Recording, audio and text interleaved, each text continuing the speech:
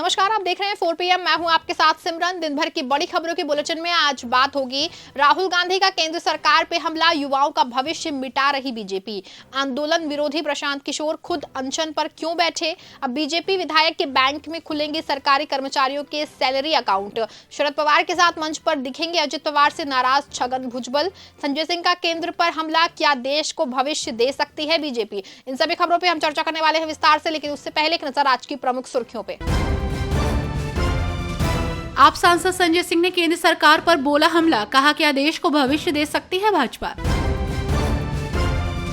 राहुल गांधी ने मोदी पर साधा निशाना, कहा युवाओं का भविष्य मिटा रही बीजेपी, सरकारी भर्ती में विफलता बड़ा अन्याय। पीएम मोदी के बयान पर आप नेता सौरभ भारद्वाज का पलटवार, कहा निराधार आरोप लगाने से फायदा नहीं। 5 मांगों के साथ गांधी मैदान में प्रशांत किशोर का आमरण अनशन जारी, कहा डरने वाला नहीं हूं। सीएम योगी आदित्यनाथ के सख्त निर्देश, राजस्व के मामलों का हो निपटारा, जमीन कब्जा करने वालों पर हो सख्त कार्रवाई। राहुल गांधी ने कहा कि बीजेपी की सरकार ने छात्रों के भरोसे को तोड़ा है और लोकतांत्रिक प्रणाली का गला घोटा है। छात्रों के अधिकार की लड़ाई में हम उनके साथ हैं। भाजपा को देश के युवाओं के हक की आवाज किसी कीमत पर दबाने नहीं देंगे। सरकारी भर्ती में अनियमितताओं को लेकर कांग्रेस सांसद और नेता प्रतिपक्ष राहुल गांधी ने बीजेपी पर बड़ा हमला बोला।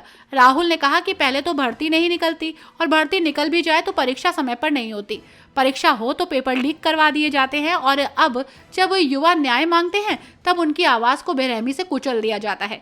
बीजेपी युवाओं का बिल्कुल एकलव्य जैसा अंगूठा काट रही है। बीजेपी युवाओं का भविष्य मिटा रही है। सरकारी भर्ती में विफलता बड़ा अन्याय है। राहुल ने कहा कि हाल ही में यूपी और बिहार की घटनाओं के बाद अब मध्य प्रदेश में एमपीपीएससी में हुई गड़बड़ी का विरोध कर रहे 2 छात्रों को जेल में डाल दिया गया, वो भी तब जब मुख्यमंत्री ने खुद छात्रों से मुलाकात कर उनकी मांगों पर विचार करने का आश्वासन दिया था। छात्रों के अधिकार की लड़ाई में हम उनके साथ हैं। भाजपा को देश के युवाओं के हक की आवाज किसी कीमत पर दबाने नहीं देंगे। मणिपुर के सीएम एन बीरेन ने कहा कि विपक्षी पार्टियां अपनी अपनी राजनीति के जरिए राज्य में अशांति पैदा करना चाहती हैं, लेकिन हम प्राथमिकता से यहां शांति लाने की दिशा में काम कर रहे हैं। मणिपुर के मुख्यमंत्री एन बीरेन सिंह ने कहा कि राज्य में 20 महीने से जारी जातीय संघर्ष को लेकर उनके माफी मांगने पर राजनीति करने वाले लोग पूर्वोत्तर राज्य में अशांति पैदा करना चाहते हैं। उन्होंने कहा कि अशांति पैदा करने वाले ऐसा करने में कामयाब नहीं होंगे, क्योंकि उनकी सरकार प्राथमिकता से शांति बहाल करने की दिशा में काम कर रही है। उन्होंने कहा कि अतीत बीत चुका है। समुदायों से एक साथ बैठक मई 2023 से पूर्वोत्तर राज्यों में जारी संघर्ष का स्थायी समाधान खोजने की अपील की। उन्होंने कहा कि मेरे बयान को लेकर राजनीति करने वाले लोग अशांति फैलाना चाहते हैं। विपक्ष की कोई विचारधारा नहीं है। मैंने जो कहा वो दुख और पीड़ा की अभिव्यक्ति थी। मैंने उन लोगों से माफी मांगी जो पीड़ित हैं, जिन्होंने अपने प्रियजन को खो दिया है। मैं आतंकवादियों से माफी क्यों मांगू? मैं निर्दोष लोगों और अपने घरों से विस्थापित लोगों से माफी मांग रहा हूँ। प्रशांत किशोर ने फिर से यू टर्न ले लिया है। पीके आंदोलन के मुखर विरोधी रहे हैं। कई मौके पे प्रशांत आंदोलन को गलत बता चुके हैं, लेकिन अब बिहार में बीपीएससी छात्रों के समर्थन में प्रशांत खुद अनशन पर बैठ गए हैं। सवाल उठ रहा है कि आखिर पीके आमरण अनशन पर क्यों बैठे हैं। बीपीएससी की परीक्षा रद्द करने समेत 5 मांगों को लेकर अनशन पर बैठे जनसुराज के मुखिया प्रशांत किशोर सवालों के घेरे में आ गए। पीके पर जहां आंदोलन हाईजैक की कोशिश का आरोप लग रहा है, तो वहीं उन पर अपने ही पुराने बयानों से मुकरने का आरोप लग रहा है। प्रशांत किशोर अपने हर इंटरव्यू में समाज में होने वाले आंदोलनों को गलत बताते रहे हैं। पीके के मुताबिक आंदोलन से समाज में कोई बदलाव नहीं आता, उनके उलट कुछ लोगों को सियासी फायदा जरूर मिल जाता है। 2022 में जब प्रशांत किशोर ने जनसुराज का कैंपेन लॉन्च किया, तब उन पर अरविंद केजरीवाल की तरह आंदोलन कर सियासत करने का आरोप लगा। पीके इसके बाद आंदोलन को लेकर हर इंटरव्यू में अपना बयान देने लगे। आप सांसद संजय सिंह ने बीजेपी के आरोपों को हास्यास्पद बताया है। उन्होंने कहा कि 2013 में सुल्तानपुर के निर्वाचन आयोग को वोटर लिस्ट से नाम हटाने का आवेदन दिया था। आम आदमी पार्टी के वरिष्ठ नेता और राज्यसभा सांसद संजय सिंह ने एक बार फिर बीजेपी पर निशाना साधा। उन्होंने केंद्रीय कृषि मंत्री शिवराज सिंह चौहान और प्रदेश अध्यक्ष वीरेंद्र सचदेवा पर झूठ फैलाने का आरोप लगाया। संजय सिंह ने कहा कि आप बीजेपी के हर झूठ का जवाब देगी, आप किसी पूर्वांचली का वोट नहीं कटने देंगी। बीजेपी की साजिश को नाकाम किया जाएगा। और उन्होंने कहा कि दिल्ली में 30-40 साल से यूपी, बिहार और पूर्वांचल के लोग रह रहे हैं। उन्होंने श्रम और परिश्रम से दिल्ली को बनाने का काम किया। वोटर लिस्ट से नाम हटवाने की साजिश को आप कामयाब नहीं होने देगी। दिल्ली बीजेपी अध्यक्ष वीरेंद्र सचदेवा ने कहा कि पार्टी ने मुझे प्रदेश अध्यक्ष की जिम्मेदारी दी है। मेरे लिए कोई एक सीट महत्वपूर्ण नहीं है, सभी 70 सीटें मेरी प्राथमिकता हैं। दिल्ली विधानसभा चुनाव लड़ने को लेकर प्रदेश अध्यक्ष वीरेंद्र सचदेवा ने बड़ा बयान दिया। उन्होंने कहा कि उनके लिए एक सीट महत्वपूर्ण नहीं है, बल्कि हर एक सीट महत्वपूर्ण है। सचदेवा का कहना है कि सभी 70 सीटें उनकी प्राथमिकता है। पत्रकारों से बातचीत के दौरान वीरेंद्र सचदेवा ने कहा कि पार्टी ने मुझे प्रदेश अध्यक्ष की जिम्मेदारी दी है। मुझे 70 सीटों पर चुनाव लड़ना है।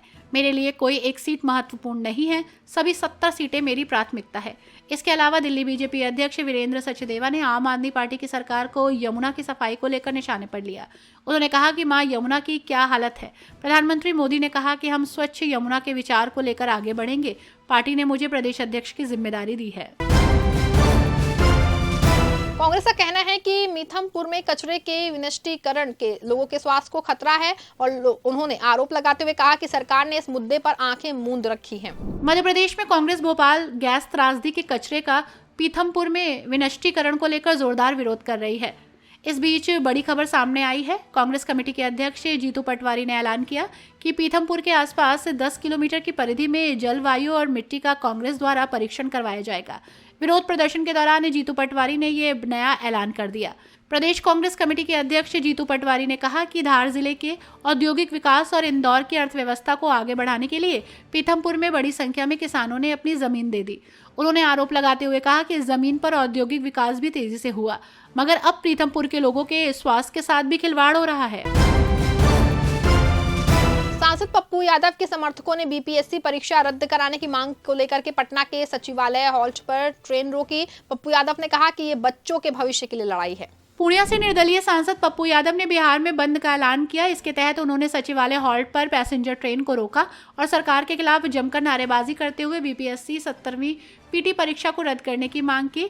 इस बीच पप्पू यादव की प्रक्रिया आई। उन्होंने कहा कि पेपर कब तक लीक होंगे, कब तक बच्चों की आने वाली जिंदगी नरक होगी।